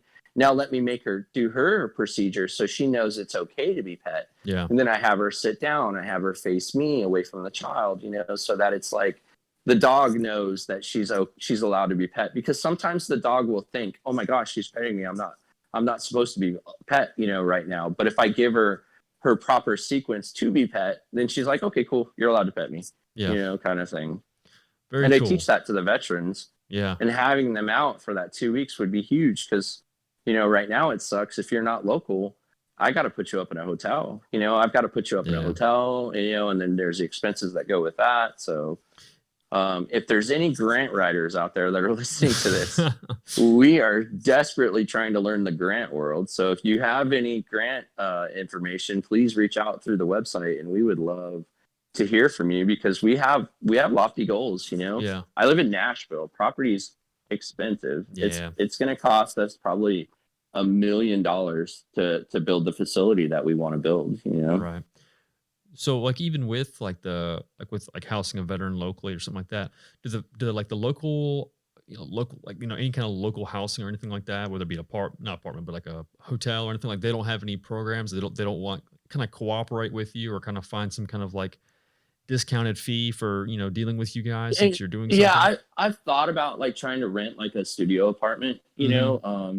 we're just small, and Yeah, we don't get very much in donations right now because we are smaller, and so it's all just a money thing, and I think if before we go to the $1 million property thing that we will rent like a studio apartment for veterans to come stay with us, and will talk to them and be like, hey, we're a smaller nonprofit, but we do work within the local community. that's good. Home Depot has been amazing. Home Depot just donated like three or $4,000 worth of materials to improve our kennels. What's the barbecue place called? You know which one I'm talking about. I'm drawing a blank on their name. Shoot. They do like it's the barbecue place that like it's very steeped in military tradition. Oh, I'm not sure. Uh, I might be drawing a blank too. Like I might not have actually heard of it before. there's a barbecue place here locally in Clarksville, and they have been amazing. Mission Barbecue is the name of it. Gotcha. Mission Bar. It's a national chain, but like veterans own them. And I approached Mission Barbecue and I was like, hey, one of my tests is if I can bring a dog in and he can behave while we're having a meal, And so Oh, that's awesome. Mission Barbecue has been open door policy for us. Because I told them, I'm like, some of these dogs, it's the first time they've seen this, so they might be a little naughty, and Mission Barbecue is like, totally, we get it. We love what you're doing. Bring them in anytime, and so, that kind of thing helps me so much in that I'm not only working with the community, but I'm also able to show the veterans how to approach the restaurant correctly, Right. I have a dream of doing like an online program or like a interactive video program where, if you apply for a dog, I can send you this course, and I would love to do it not even just for my community, but like for the veteran administration community, in that I built, because I write scripts for fun now for movies and stuff. It's kind of like my side passion, but I've written this script and I've written all the scenes where like you are a veteran and and we film like positive interactions, negative interactions, how to handle, this interaction at a hotel, how to handle being turned down at a restaurant for access, and the proper way to approach it, because I've seen them all. I've seen people 100% like do the right thing. And I've read about them, in the newspapers and on Facebook and stuff like that, where like this veteran goes off because he's denied access or whatever the case may be. Right. That's not really who I am. Like me personally, if you don't, like, granted, you're breaking, like you're dismissing the American Disabilities Act, but at the same time, who am I to tell you, like if you are adamant about my service dog not coming into your establishment, who am I to tell you otherwise? So I very much would like to make that film as a training tool, not just for the special operations guys, but for everyone. Yeah. Something to help get some more understanding and background, and so that they understand what you're trying to do, and and the importance of that, as well as an understanding, and then also like it's a knowledge base, having to right. And I think there's a big push right now for both legal and skirting the law on service dogs right now, and I feel like there's some abuses going on, and there's some people that are, and so I feel like not just even for the veterans who want a dog, but for people that want to be around this, like maybe to educate themselves on, what is the rule of law? What is the rule of law when it comes to having, a service dog in my establishment? So I know what the American Disabilities Act says, but, but I know that because I do this every day, kind of thing.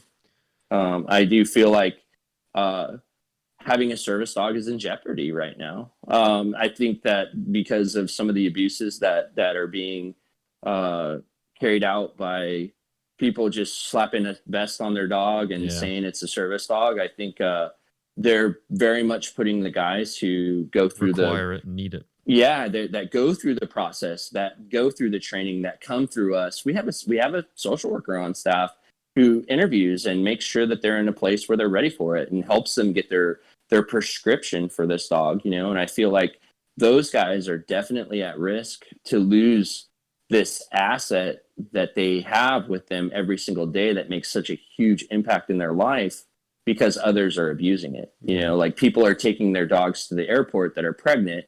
That, you know, number one, every dog I get, it doesn't say it, the American Disabilities Act doesn't require it, but every single dog I put out as a service dog is fixed. I will not let you breed your dog. I will not let you, you know, I will not, I just, it's not happening. My service dog is fixed. So every dog out there that I put out is fixed. And I feel like that's the right thing to do, you know? Yeah.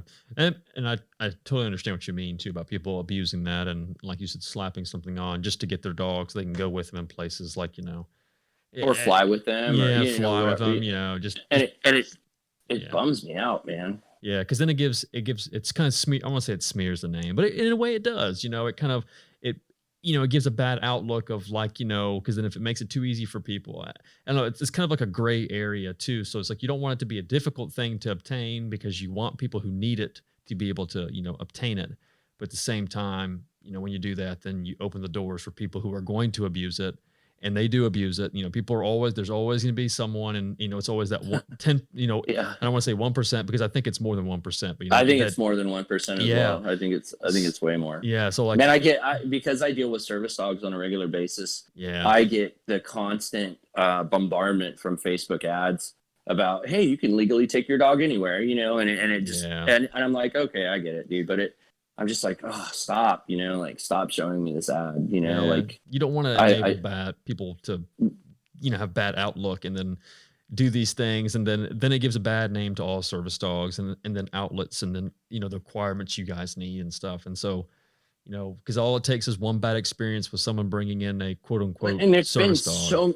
There's been so many bad experiences. There's the dog that bit the guy in the Delta flight there, which made it harder for me to fly. When that happened, Delta was like, we need health certificates. We want you to, pre-register your dog, you know. And so prior to that, I could, on my ticket, I would add a service dog. But, you know, after that dog bite, I had to go through and I had to submit health certificates, which I have because that's what I recommend my guys do. Every year I tell them to go get a health certificate because you're traveling, you know, and stuff like that. But I never had to submit it to those guys. Now I'm finding myself having to submit, you know, like health certificates, like, you know, like short of them asking for my prescription because they haven't yet asked for my prescription. But I feel like it's, you know, it's coming.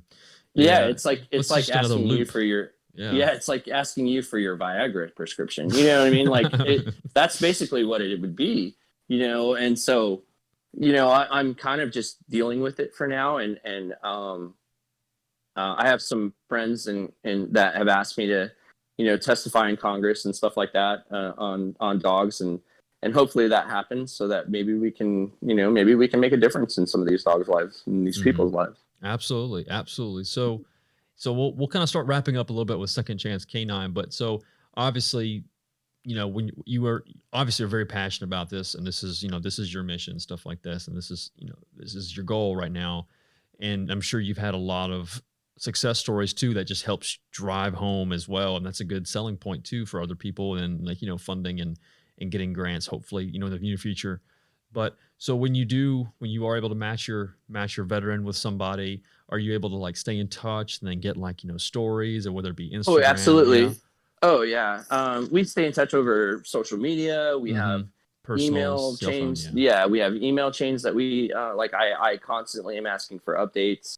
I'm constantly asking, hey, can you just shoot me an update?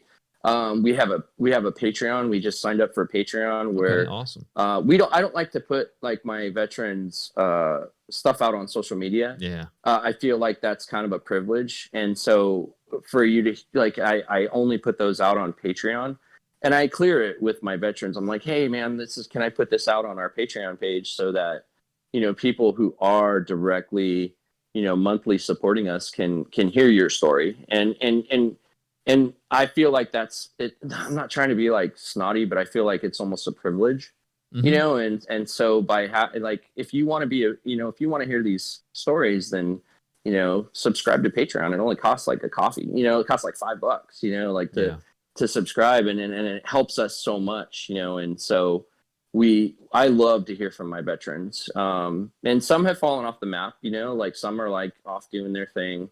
But I still try to reach out to them and let them know we're here if they need anything. We're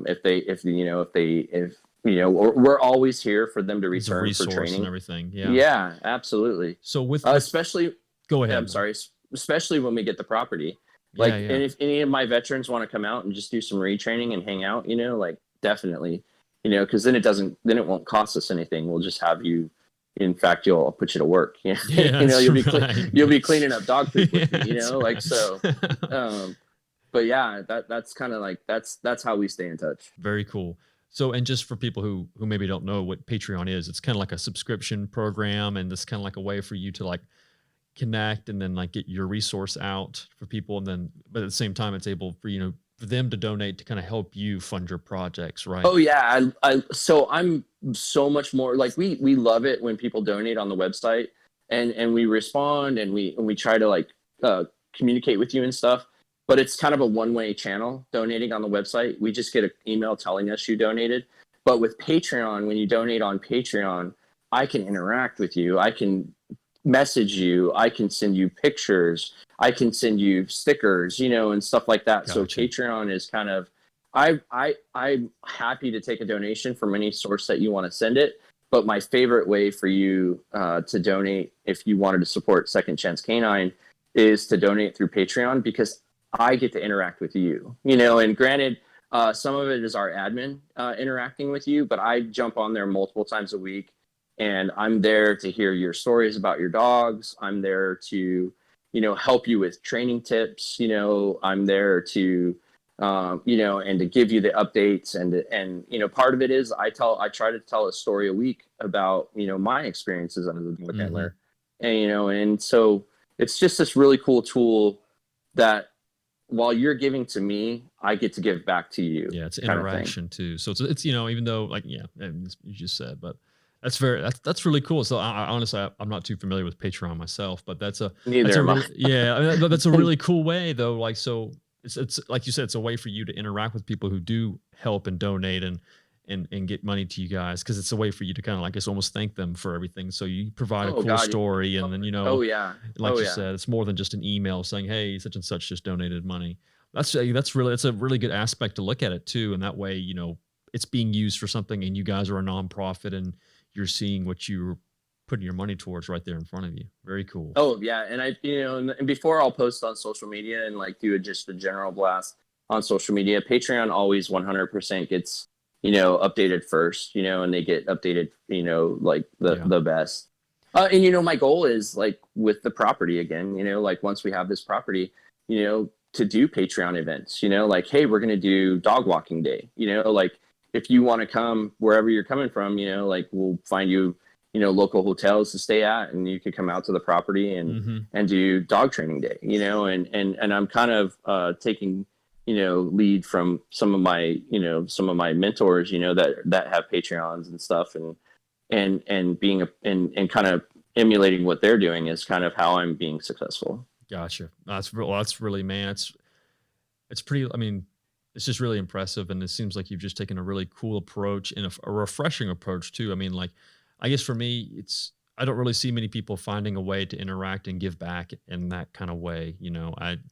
I don't really see that very often. So it's a really cool aspect to do that and to find a way to channel that and still, even though you're receiving money, you're able to, reallocate and then show people what their money is going towards. So I think that's a really cool way of doing it, man. That is. Money is the hardest part for me, because I just want to do this to do it. Yeah. And so actually asking someone to donate is like the hardest part for me. I have a huge supporter, and he's become a really good friend of mine who supports us more than anyone.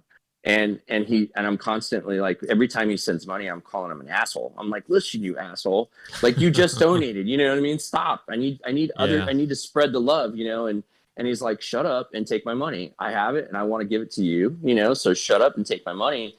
And that's the hardest part for me, is like just accepting. Yeah, because I'm just like, I feel like I want to give back so much, you know, like if you have a dog problem, hit us up on Patreon. We have a level. If you donate at a certain level, I will hit you up. I will text you, call you, FaceTime you, you know what I mean? And help you get through that dog problem, you know, and I know Malinois very well, you know, like if you have a dog problem with something crazy, I'm going to do my best, you know, but I'm still going to be there to try to help you through it, you know, kind of thing. Very cool, man. So we'll go ahead and tidy up on Second Chance K9, but we'll have all the promotions and how to reach you, the Patreon, and we'll have that all linked up, and then we'll get all the information so people can reach out to you and check that out and find out more information. I would love that. Yeah, love that. We'll do that in just a moment. So outside of, obviously, you know, and it's kind of always funny talking about dogs, especially with having like a mini kennel, even 2 dogs. But I mean, I'm right there with you. I have 3 dogs myself, but obviously 2 are more adults. The other one is more senior, but it's a full-time job. So obviously there's not going to be a whole lot of free time, and this is obviously your passion. So you enjoy doing it as well. We have 5. 5 right now. Okay. Gotcha. Yeah. So we have fosters too. Sure. So our number is 7. So we have 7 dogs in the program right now.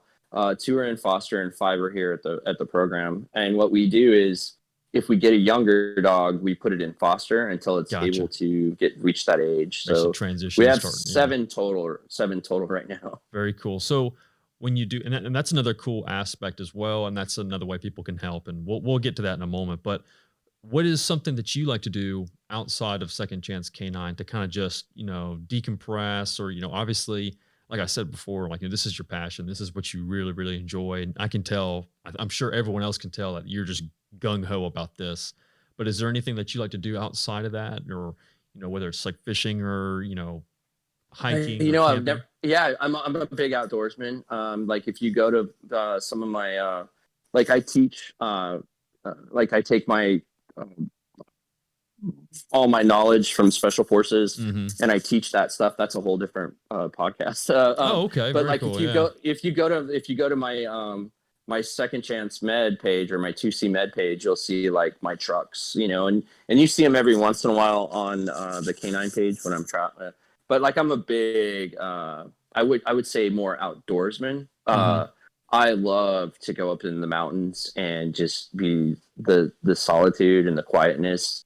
And obviously I always have dogs with me when I do it. That's but really you cool, know, like my little Tacoma is so decked out. In fact, I will post pictures on my Second Chance K9 page just because we're doing this. But I own a 4Runner and a Tacoma, and both of them are just completely ready to go into the mountains at a moment's notice and just be gone for a minute, you know, and just get lost.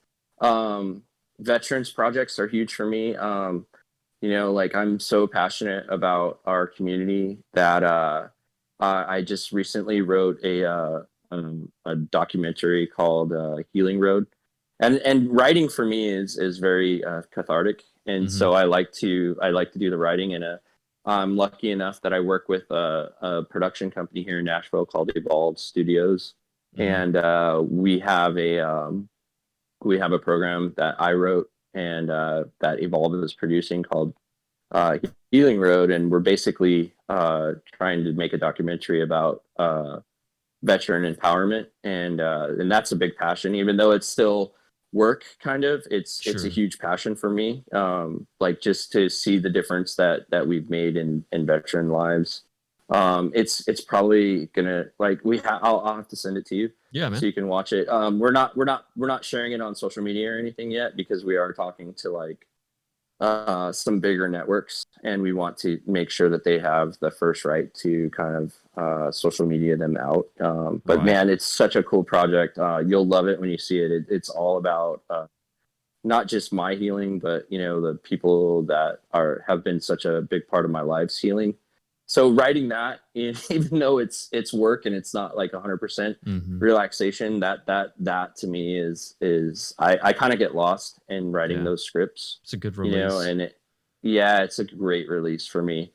And then, you know, just stuff like that, like my son is a big passion for me, Of teaching him, like, I kind of missed out on my older children's childhoods, like I was deployed, like we call it the curse of the operator, Yeah. and so I have a 21-year-old and a 19-year-old, and I'm just now starting to reconnect with them as young adults, but I have an 8-year-old, and so connecting with him has been a huge, like one of the reasons I stopped deploying was because of him. And, like when he could start to realize that, I was gone for such a period of time and it was affecting him, I'll never forget, my wife and my son used to always like to take me to the airport when I was leaving. And when my son had a pretty bad breakdown over dropping me off at the airport, that was kind of the beginning of the end for me. Mm-hmm. And just wanting to be there more, and to do things like take him into the mountains and teach him like to be a man, and teach him, like how to be outside and how to be outdoors, and how to do the things that, like the influences that I had in my life, like my dad and my uncle. I have like several uncles, one was a big dirt biker, and I'm a motorcycle guy to the core. One was a surfer, and granted, I haven't lived in the ocean in 20 years, but like that was my core of my childhood, was surfing, and having my dad, the camping guy, and him, that influence that he gave me, I want to do that for my son, and that kind of drove me to find those passions and to be home, and kind of a deep way to talk about my passions, I guess. Yeah, absolutely. No, I mean, that's 100. I completely agree. That's a good way that's a good aspect and good outlook, and how to project that as well, and self, realization as well. But I mean, that's really awesome, man. And it seems like you just like you're jam packed, man. You just got got a lot going on, and you're always busy. But it seems like that's a good outlook and a good release for you, is to be busy and to find something. And granted, it's it's cool when you enjoy your job, like you're passionate about what you're doing, and being passionate about and doing all these projects, even like you said, even if it is a little bit of work, but you really enjoy it though, and that's the important part. And I'm lucky, dude. I've been really lucky in finding that. Not everybody finds that, and I feel blessed to have found that stuff. And have a family system that supports me in it. I definitely feel like staying busy for me is the way to keep the demons down. Yeah. If I'm sedentary, that's when I start to. That's when like those old emotions and those old memories start to well up, and I'm definitely fighting that, and by staying busy and doing veteran projects, I feel like I'm able to give back in a way that kind of helps to keep keep a little bit of my sanity. Yeah, absolutely. Well, man, this has been incredible, and it's just is almost like a journey within itself, kind of going through it, because it's just kind of like we just went through just so many outlets and different aspects, and kind of went through so many different rabbit holes, dude. Yeah, and it's incredible. I mean, like, and I feel like this always happens, but I always kind of come back and think, this is like, this is a long podcast, but it could be so much longer. Like you could come back and we could just go through different, like you said, rabbit holes, and just kind of go so many different directions and go down this alley and discuss this and stuff. But I mean, it's just a great overlook and a great, piece all put together, and it's for people. And I think a lot of people will be able to kind of get to some more understanding and background on the process of this. And, hopefully this can lead to some folks coming around and saying, hey, I would love to support this kind of group, because it sounds like, I mean, like I said, you can listen to your voice and you can just tell you're just really passionate, and this is something that you really enjoy. So that's really awesome to hear. And I'm so passionate about just veterans in general. For so sure.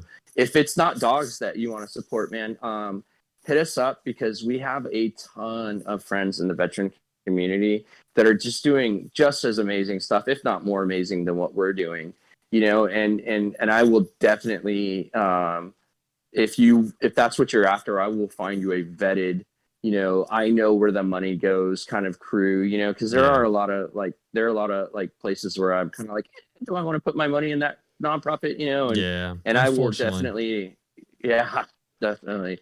But, I know some guys that are just changing the world. And if it's not my nonprofit that you want to support, I definitely know the guys that, could not only benefit from it, but you're going to see a huge change in awesome. what you do, what you give to them. But we'll talk about you in a second. I'm going to conclude. So how can we reach out to you? How can people reach out to you, whether it be Instagram or your Patreon, yeah. So on Patreon, if you just search Second Chance K9, you'll if you're on Patreon already, it's just like / Second Chance K9 when you're in the search bar for Patreon. On Instagram, we're Second Chance K9 spelled out, like so, all spelled out. Yep. And then we're now on Parler and all that other stuff as well. So just Second Chance K9 is the way to find us. If you are looking for us on Facebook, Second Chance K9 was already taken. So our official nonprofit's name is Second Chance K9 Service Dogs. So you have to look up the official name on Facebook. And if you want to hit us with questions or anything, either DM us or hit us. There's a contact us on the website, which is just secondchancek9.com or secondchancek9.org. And we I get all those emails. I have one admin, young college student who helps me out part-time, who kind of weeds through it and sends me questions that are for me. If you know or are a special operations, or someone in that community and you're after a dog, please, by all means, we 100% want to support you.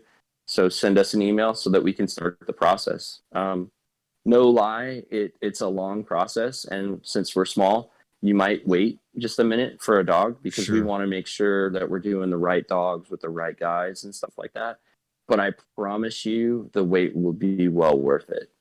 Yeah, it sounds like it, man. It sounds like just the amount of a level that you're involved in it. It just seems like I said, the passion comes back, and it just seems like it's just 100%. That's very awesome, man. And again, I can't thank you enough for coming on and getting the ability to discuss all this stuff and go into all those details and kind of just, the whole process for you. And I'm glad I can at least hopefully distribute this and get some people, maybe help somebody if there is someone who listens and maybe this is something they need, or if it can even help in a way of getting you some money to help with your program and keep getting you forward. And maybe that one chance, that chance that the person who can just throw the money there and kind of help push a project forward.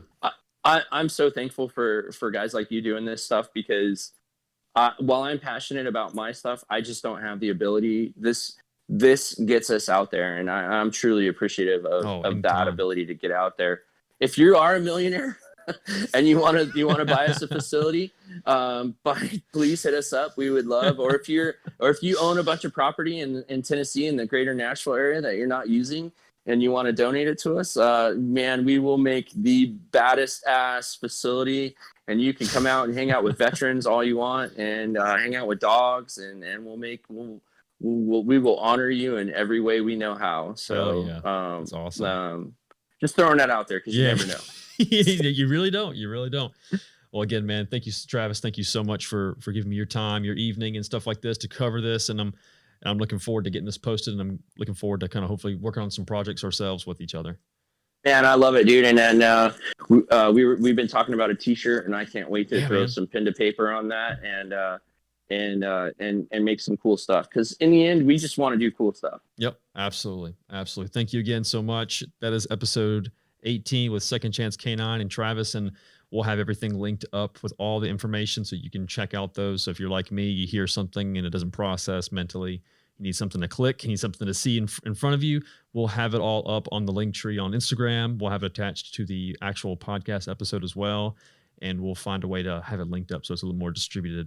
But thank you again, sir. Thank you so much, and have a nice rest of your week, and looking forward to some new projects, man. It's going to be awesome.